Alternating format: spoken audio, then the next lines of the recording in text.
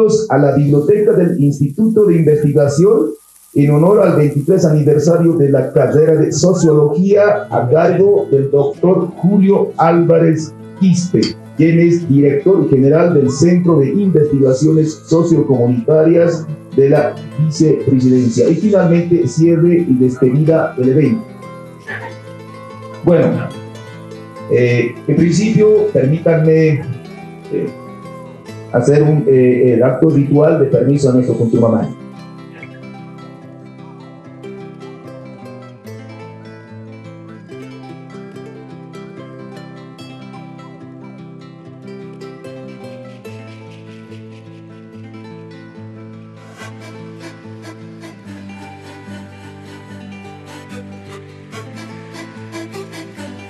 Acta complejos de esperanza, usar los países de Pamani, durante la Aunata, Salud Cuminata, la Banca, formaciones económicas y políticas, tanto Yopura, Cayani, Locayani, Basitata, Chamancha Sinesataki, hasta Aymara Pecho Guarani, hasta Arauinacasata, Barati, Yani, y su mamá, Maru, a los casos, a las casitas, Marati, Mani, Yapu, Kanaka, Chinaka, Urinaka, Punaka, Manakar, Teja, Matas, Tayani, Upiñani, la Iracataru, Sanatas, Kinyataki, Tapi Hiwasanakana, la carrera de Sociología, Patunka, Kimsani, Mara, Pukipani, la aquí ponéis así, Chamay Tayani, Kutumamani, Maru. Asif marha alun tapsma. Dari aquí panay.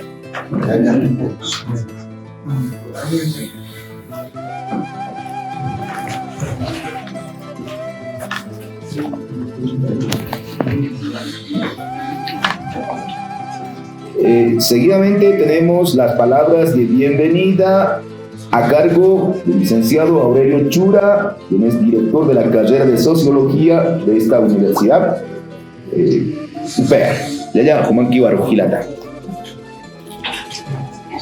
Walike Gilanaka, Centro de Investigaciones Sociocomunitarias, CIS, Vicepresidencia del Estado Plurinacional de Bolivia, Oxatamacat Anibayata, un gran jalaya desde Sociología. Hermanos, ayúdenme de manera comunitaria a dar la bienvenida a nuestros queridos hermanos investigadores, a nuestro doctor Julio Álvarez, con fuertes votos de aplauso, estimados hermanos, hermanas.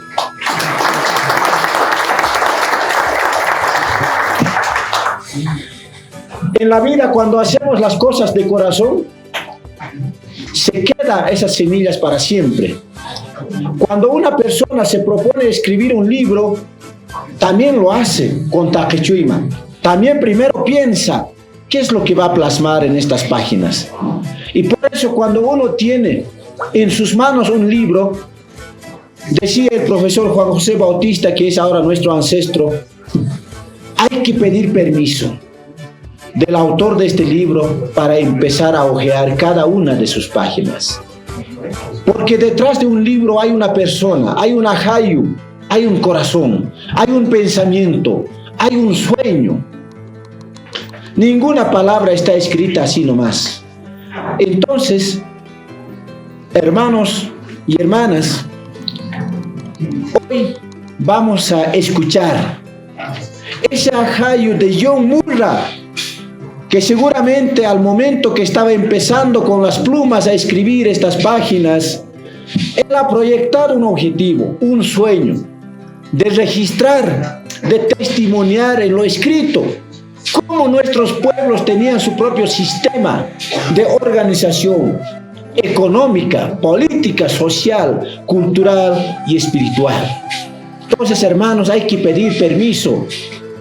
A lo lejos donde esté John Murra, o quizás está muy cerca de nosotros, pedir el permiso que mediante los comentaristas nos pueda hablar el mismo autor y escuchemos nosotros esas palabras del mismo autor y nos nutra, nos alimente, hermanos, nos ayuda a clarificar lo que nosotros estamos pensando también.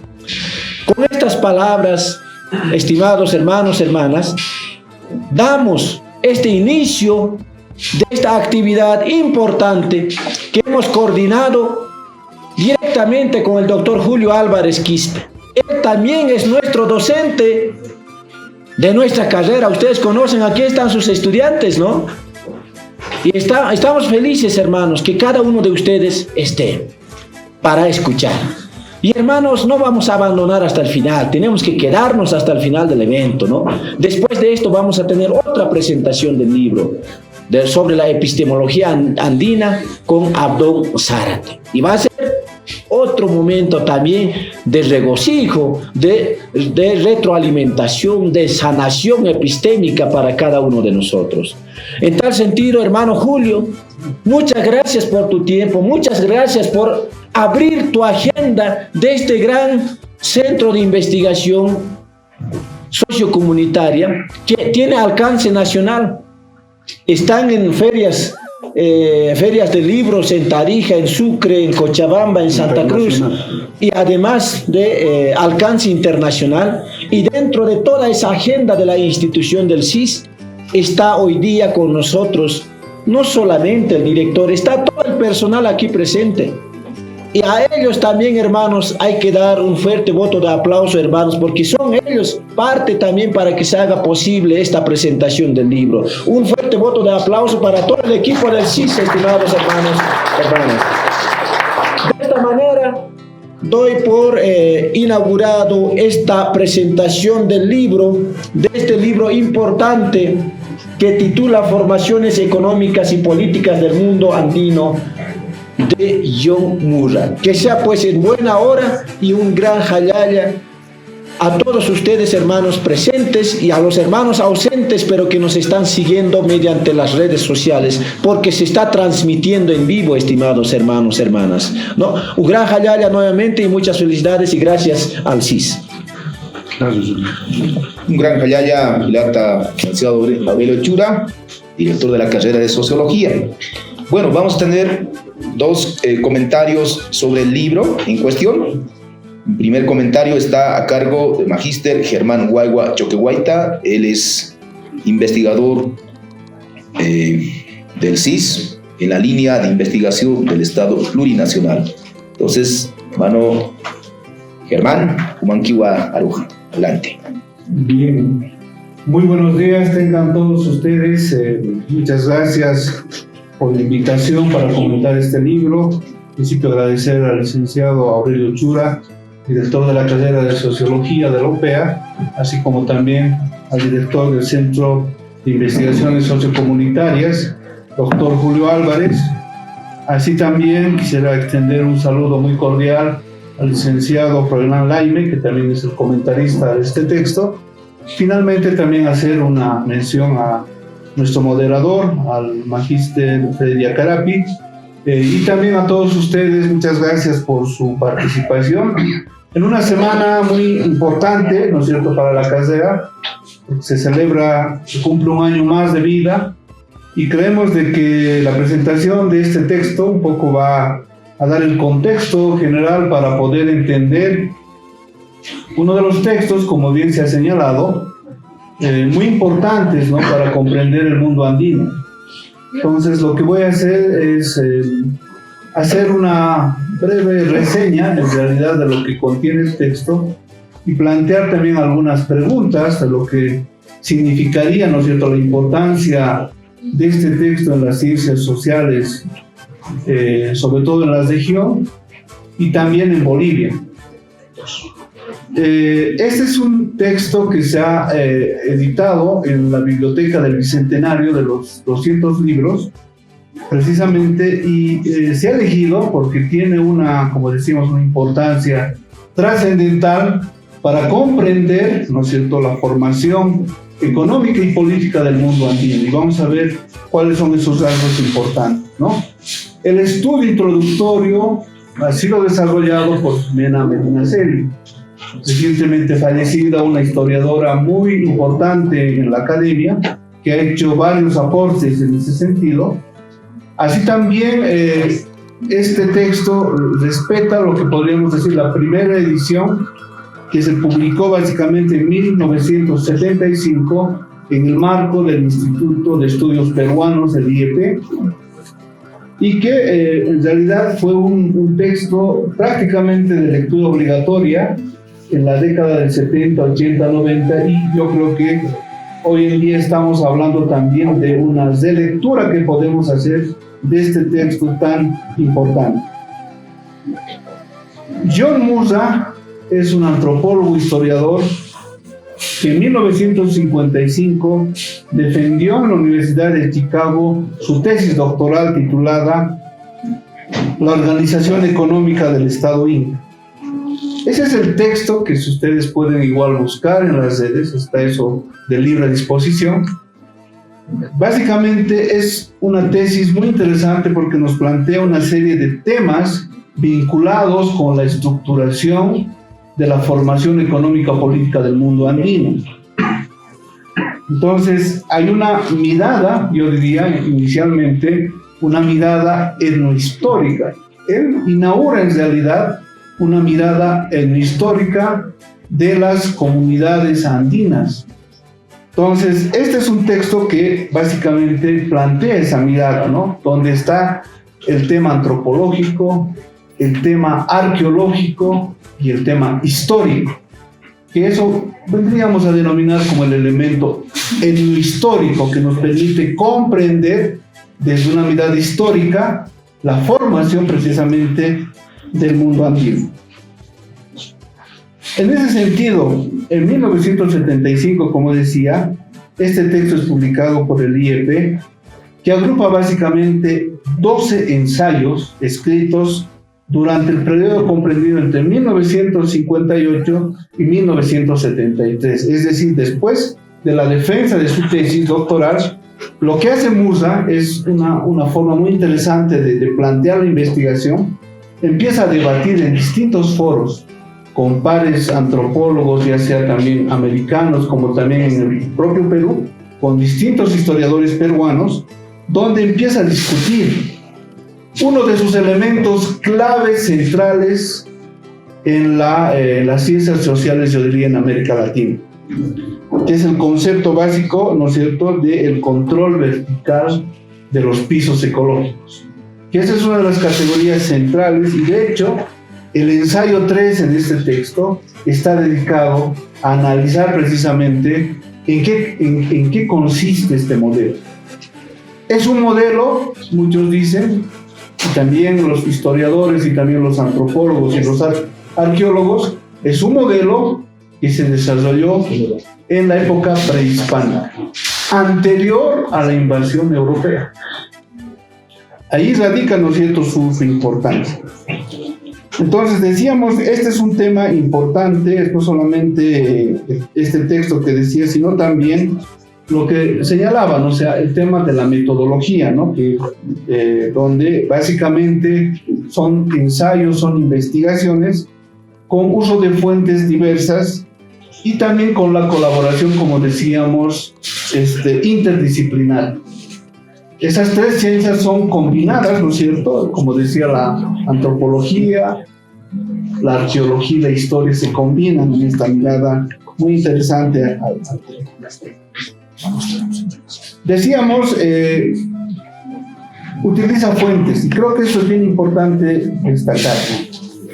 ¿Cuáles son las fuentes que utiliza John Musa para analizar el tema del control vertical de los pisos ecológicos y los demás temas importantes? Por ejemplo, la estructuración política de lo que sería del sistema inca, el rol que ha tenido el tema, ¿no es cierto?, de la agricultura, el tema de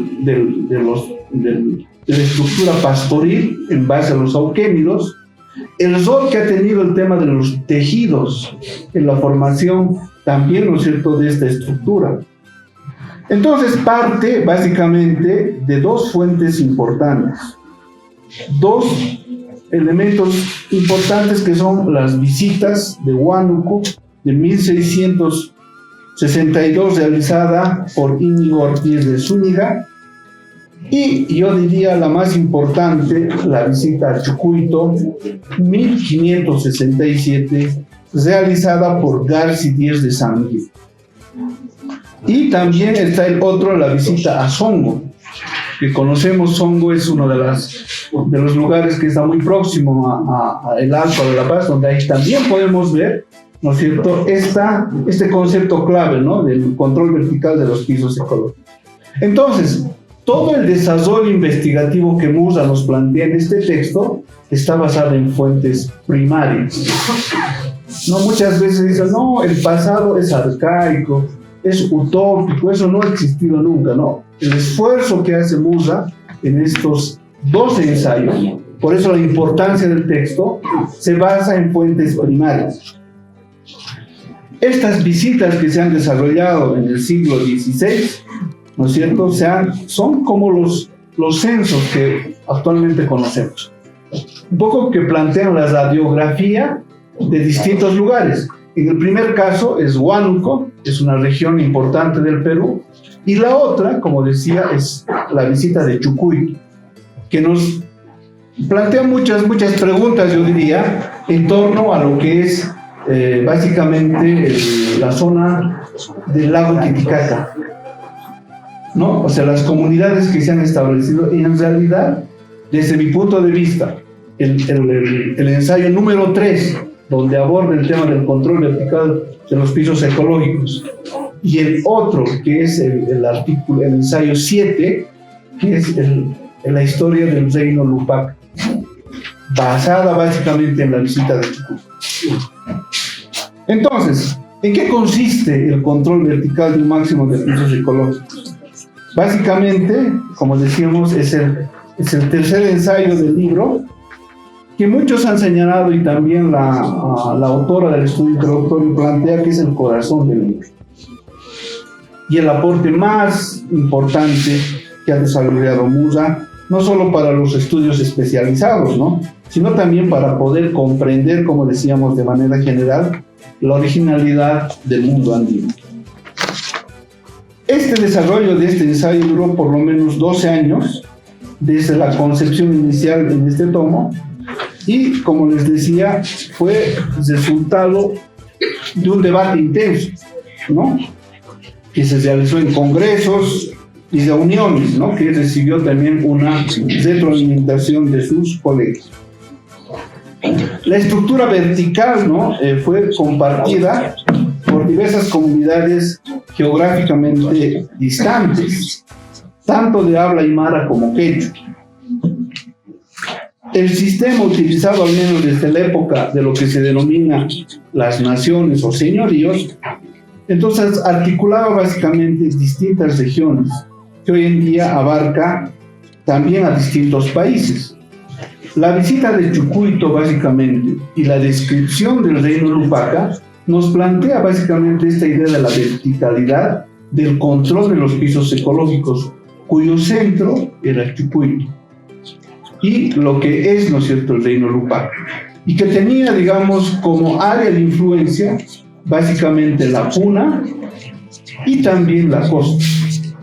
Ahí podemos ver Arica, podemos ver los valles de Moquegua y también las cabeceras de la selva. Estamos hablando de una población registrada en la visita de aproximadamente 150,000 personas. Realmente es un estudio que creo que, como les decía, es importante revisar para poder entender cómo operaba este sistema de un control máximo de pisos ecológicos. Para que este modelo, ¿no?, de control vertical funcione, debían cumplirse básicamente algunos criterios. Como decía, la presencia de un núcleo donde reside la mayoría de la población, en este caso Chucuito, y el poder local, y la existencia básicamente de islas ecológicas a distintas altitudes. Gracias. Y habitadas de manera permanente por el otro concepto importante que plantea Musa, es el tema de los mitimayes.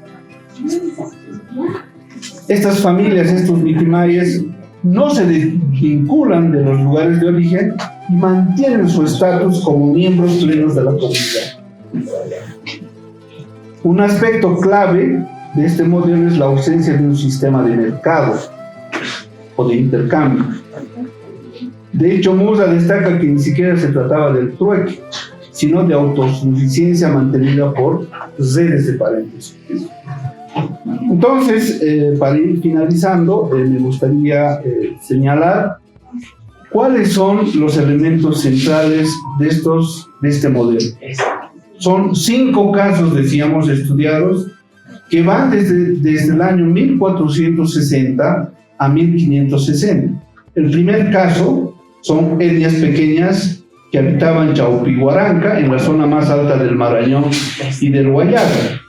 Esta es la visita de Íñigo Ortiz de Zúñiga. El segundo caso, las etnias grandes, como decíamos los Yupaca, verdaderos reinos altiplánicos, con núcleos en la cuenca del Titicaca. Los reyes Carlos V y Felipe II recibieron personalmente a 3 grupos étnicos de la región andina: los moradores de la isla Puna en el Golfo de Guayaquil, los del valle de Chincha de los Huanca y el reino Lupac, que es, como decía, la visita de García Díez de San Miguel. Toda la investigación etnohistórica que desarrolla Murra básicamente tiene estas fuentes. El tercer caso son etnias pequeñas con núcleos en la costa central, ¿no? El cuarto caso son los grandes reinos costeños. Eran archipiélagos en el otro sentido, sus valles regados alineados a lo largo de la costa del Pacífico, separados uno del otro por desiertos. Formaban conjuntos, reinos y confederaciones.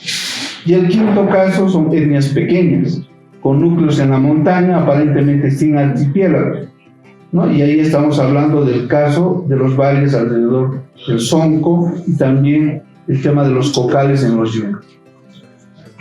Entonces, sí podemos hablar de un modelo de archipiélagos verticales que fue efectivamente preincaico. La organización del Tahuantinsuyo utilizó este mismo sistema para poder entender, ¿no es cierto?, no solamente un modelo económico de autosubsistencia, como dicen, sino también un modelo político, donde el elemento del turno era un elemento fundamental para poder rotar no solamente la población, sino también, ¿no es cierto?, los recursos importantes. Entonces, invito a todos ustedes a que puedan revisar el texto. Es un texto interesante e histórico que nos plantea, yo creo, sobre todo, un análisis del pasado, pero que muchas de estas cosas que estamos señalando todavía hoy ocurren en nuestra realidad, en nuestro mundo andino. Muchas gracias.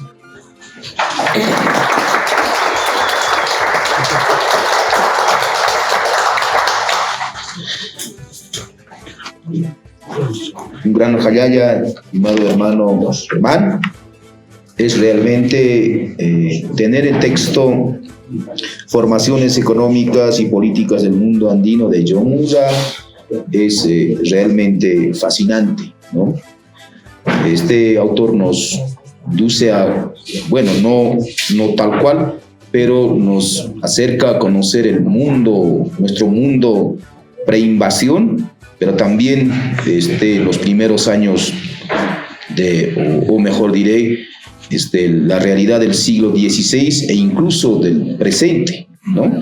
Entonces es un texto que debe ser leído, releído en esta carrera en particular, pero en general por los aymaras y quechuas y tupiguaraníes también, ¿no? Entonces, por eso un gran jalaya, nuestro comentador, primer comentador en realidad, y enseguida vamos a invitar al licenciado Froilán Laime Ajacopa. Él es un intelectual aymara, asimismo docente de esta carrera. Hilata Froilán, Manquibaruja, Astamay, acá Pancatoquita, Ramsunita, Ramsamuita, Hamarus Unataski, Takigunaka. Gran Jalaya, hermano, adelante. Guariquía, Narvata Junta Señani, estimado director del CIS, colegas y también todos los presentes. Sí, primero quisiera hacer una valoración, evidentemente muy importante para la historia andina, de de este gran autor, estudioso y como ya muy bien lo ha resumido Germán, sus aportes realmente han aperturado toda una época de la historia desconocida hasta ese entonces, ¿no? Estamos hablando de hace 60 años, 70 años. Hola.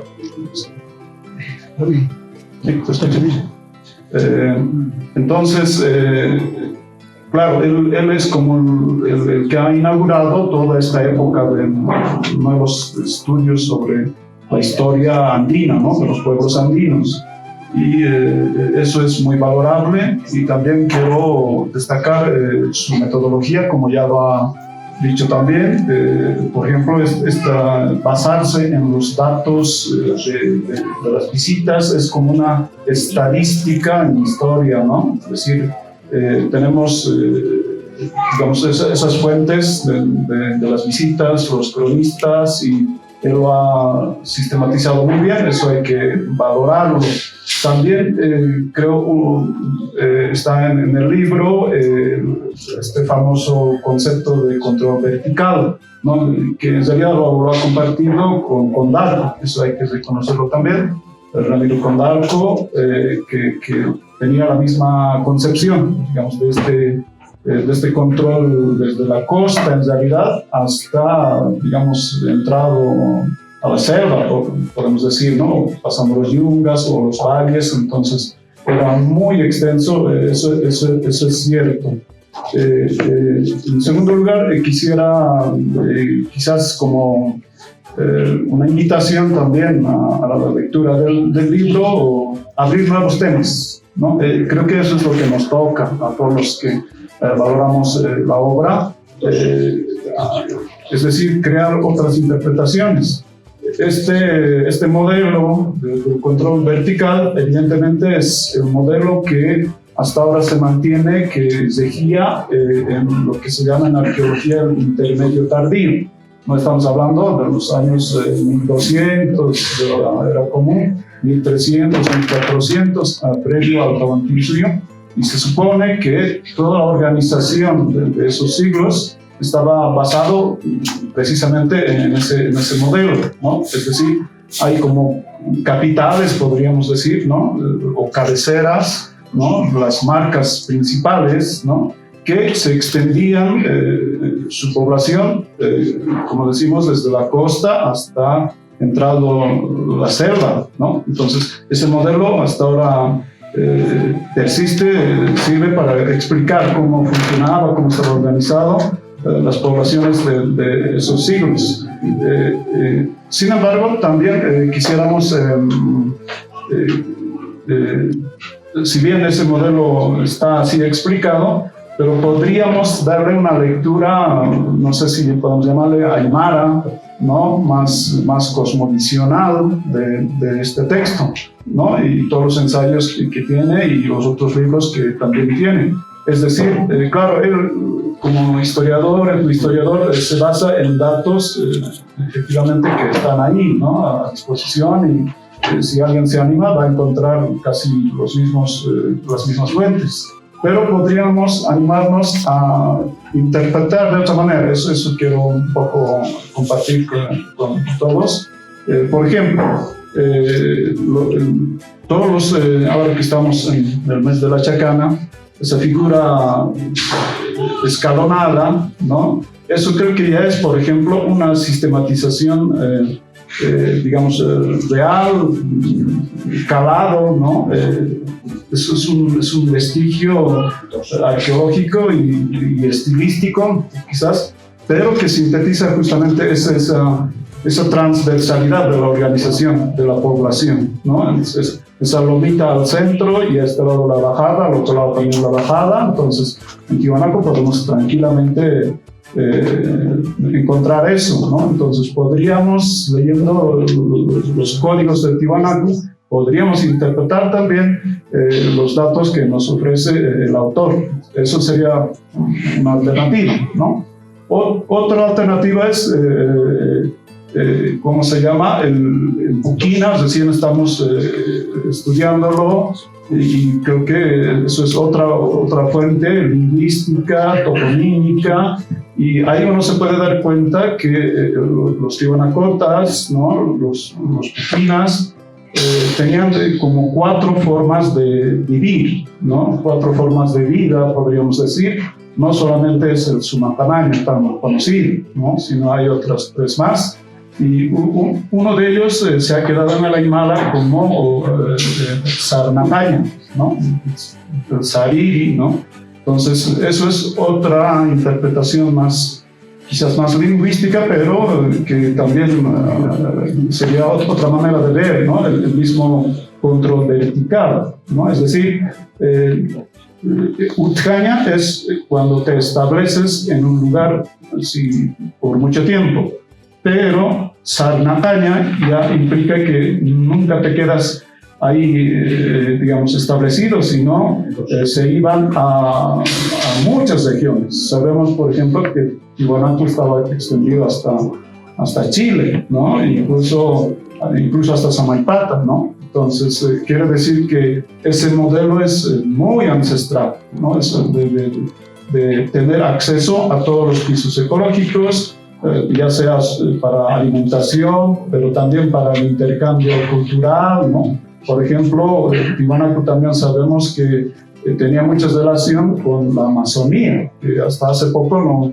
pensábamos que era solamente lacustre, ¿no? Entonces, pero no, está muy relacionado con la Amazonía, ¿no? Es decir, incluso hasta el Brasil, ¿no? Hasta esa región, Tiwanaku estaba. Entonces había mucho intercambio, ¿no?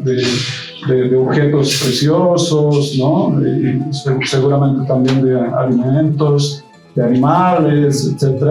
Y eso es parte del mismo modelo que Yomura nos ha presentado, ¿sí? Pero podríamos interpretarlo desde lo tiwanaco, como digo, desde lo aymara también, como Sariri, como Sarnataña, ¿no? Esos arrieros que, o sea, la vida es un tránsito, quizás así podemos resumirlo. No es una existencia puntual o ¿no? en un lugar, sino siempre transitamos. Entonces, ese mismo modelo, por ejemplo, actualmente funciona en el sentido de que los aymaras llegan hasta China, ¿no? Sin problemas. Entonces, es una manera de vivir, ir hasta lo más lejos que se pueda, intercambiar. Entonces, eso también sería una lectura actual de que si seguimos funcionando de esa manera, eso quiero decir, ¿no? Es decir, nuestra vida es siempre llegar muy lejos, no en un hogar y creo que, por ejemplo, nos pueden servir mucho. El Ayllu no es, pues, como las visitas indican, las seducciones de Toledo, ¿no? Eso no es el Ayllu. El Ayllu se extendía realmente, se entrecruzaban, se entremezclaban, habían como sobreposiciones territoriales, ¿no? Entonces, no era las reducciones que luego, después de Toledo, como que se ha petrificado, digamos, ¿no? Sino era mucho más fluido, la vida era mucho más fluido. Entonces, yo creo que podemos interpretarlo de esa manera. Entonces, valoramos mucho que el CIS esté ahora presentando, publicando, y invitamos pues a todos a releer, así como otras lecturas con otros ojos, esta gran obra. Y felicidades, y bueno, eso sería mi comentario. Gracias.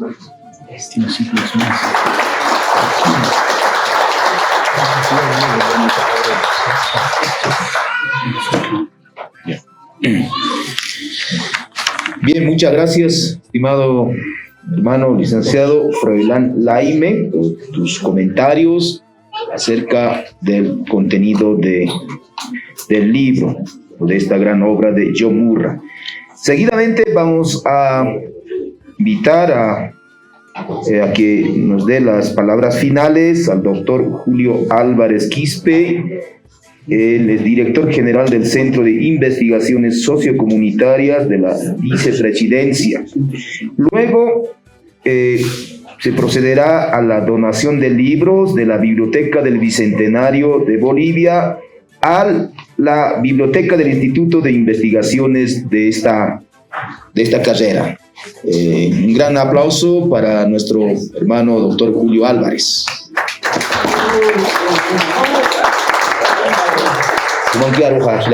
Wanikiwa, Askuruki Panaya, Hilanaka, Yakanaka, Yatichi, Masinaka, Amaraki, Yateterinaka. Halayaki Panaya, Mamaram, Casina, Hiwasa, carrera de sociología o Cataipina. Bueno, es un honor para el Centro de Investigaciones Sociocomunitarias ser parte, ser protagonista de este magnífico evento, el aniversario de nuestra carrera, al cual estoy vinculado ya desde hace varios años, ¿no? El Centro de Investigaciones Sociocomunitarias del Estado, que depende de la Vicepresidencia, tiene dos fondos editoriales. Una de ellas, precisamente, es la Biblioteca del Bicentenario, ¿no? Que ha reunido las obras más excelsas, más sobresalientes del país y de la región, escrito por bolivianos y extranjeros, ¿no? Sobre temas vinculados al país, una especie de bestsellers, ¿no? de la historia, la literatura, la economía, la política de nuestro país, y del cual hoy presentamos el libro numerado 161, el 161, tenemos 200. El otro fondo editorial que tenemos es el CIS propiamente dicho, que trabaja en 3 líneas de investigación: Estado plurinacional, la descolonización y el vivir bien, donde publicamos tesis doctorales y nuestras propias investigaciones, ¿no? Que seguramente en algún momento vamos a venir también con esa reflexión. En lo que se refiere propiamente al libro que hoy nos ocupa, el libro Formaciones Económicas y Políticas del Mundo Andino, de John Murra, que nos invita, como lo han dicho los colegas, a leerlo de dos modos, ¿no? No solo leemos linealmente, así como la academia clásica nos obliga a ver el pasado como algo pisado, ¿no? Como algo muerto, que no retorna, cuando en nuestros territorios esa no era la forma de vida, de realidad, menos de historia. La historia de todos los tiempos, ¿no? La historia mesiánica, ¿no? Entonces tenemos esa confrontación a la hora de entender la realidad, de entender la historia, de entender la economía. Nos asalta esa visión, porque hemos sido formados en ese sentido, no hemos sido formateados.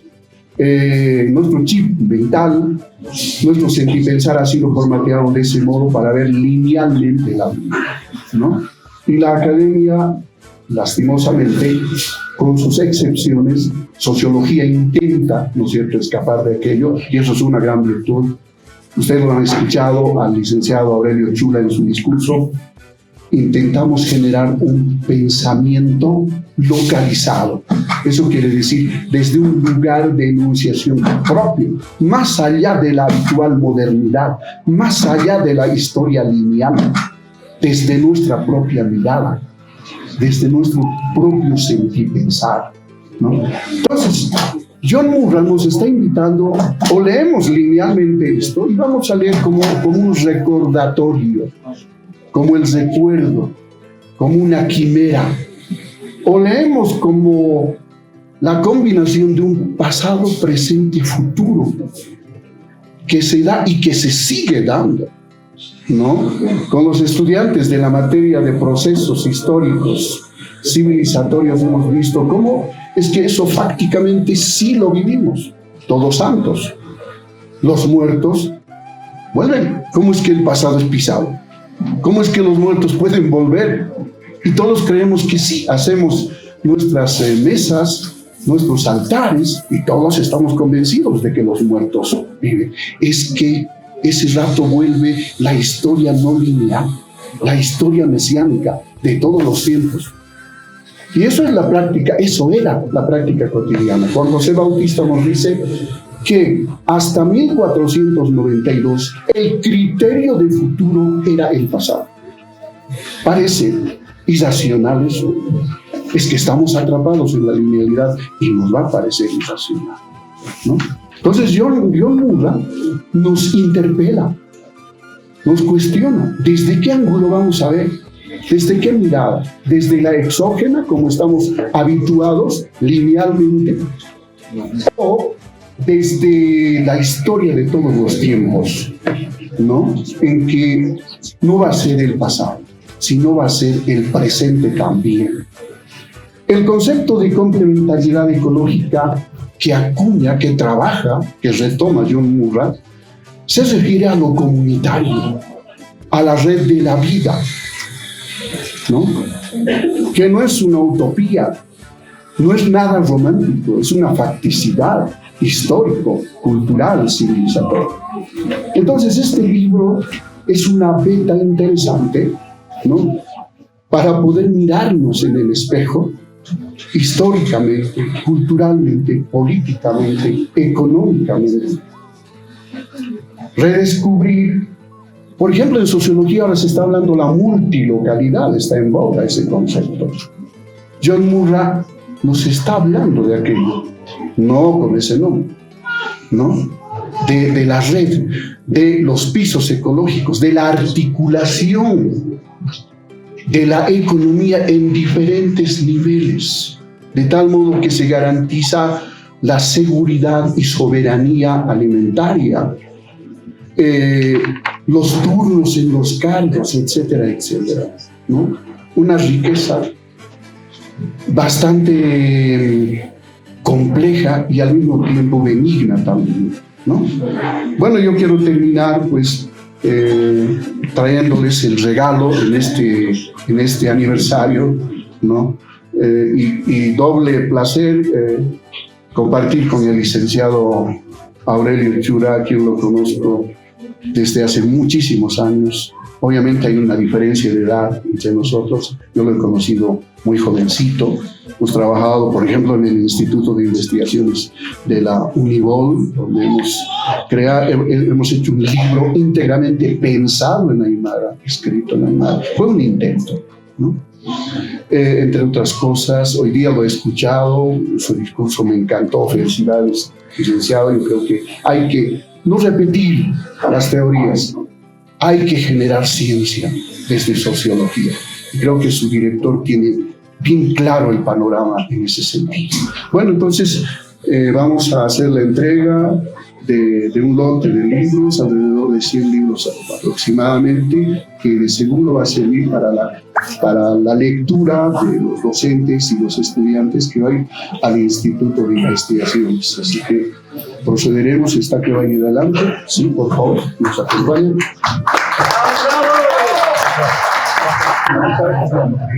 Gracias, hermano. Muchas gracias, hermano. No,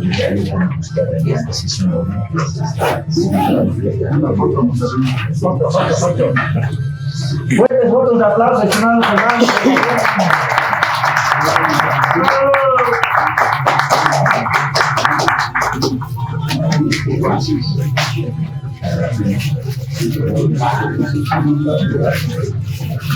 Gracias. Muchas gracias. Un gran saludo desde la carrera de Sociología, cumpliendo nuestro 23 aniversario. Bueno, hemos estado en esta presentación del libro de John Murra, Formaciones Económicas y Políticas del Mundo Andino, juntamente con el Centro de Investigaciones Sociocomunitarias, ¿no? Y bueno, y acto seguido, muy gratamente estamos recibiendo la donación de libros para nuestra biblioteca de la carrera de Sociología, que va a estar a disposición de docentes y estudiantes, no solo de Sociología, sino de toda la Universidad Pública del Alto y así también de todo el público general de la ciudad del Alto. Estamos muy agradecidos. A nombre de docentes y estudiantes, le digo muchas gracias al Centro de Investigaciones Sociocomunitarias. Nosotros, mediante una firma de convenio interinstitucional, también vamos a aportar, también vamos a sumarnos al proyecto que está encarando el Centro de Investigaciones Sociocomunitarias. Nuestros investigadores también van a participar, van a potenciar el trabajo que está encarando desde el CIS, ¿no? Nuevamente, muchas gracias y que sea pues un gran jalaya. Así le decimos de Chaquechuima, desde Sociología UP. Muy bien, estimadas hermanas y hermanos, finalmente tenemos cierre y despedida del evento a cargo de nuestro director de la carrera de Sociología, licenciado Aurelio Chura Ramani. Monquiaro. Bien, muchas gracias, estimados hermanos. De manera pública, el director general del Centro de Investigaciones Sociocomunitarias nos ha hecho la donación de la producción bibliográfica que se ha ido publicando para la biblioteca del Instituto de Investigaciones. Estamos muy agradecidos, estimado doctor Julio, de la misma forma, magíster Germán, hermano Froilán y aquí al hermano Pachacuti. A todos ustedes, estimados docentes, estudiantes, sin la presencia de ustedes no puede haber este tipo de actividades con mucho éxito, y también a todo el equipo que está en transmisión en vivo por las redes sociales. Que sea pues en buena hora, estimados hermanos, no se van a retirar, ahí están los refrigerios para compartir y iniciamos inmediatamente la presentación del libro Epistemología Andina con Abdón Zárate. Permítanme agradecer y clausurar este evento con fuertes votos de aplauso para nuestros hermanos del CIS. Muchas gracias. Con motivo del Bicentenario de Bolivia, el CIS y la BBB refuerzan su compromiso para la consolidación del Estado plurinacional.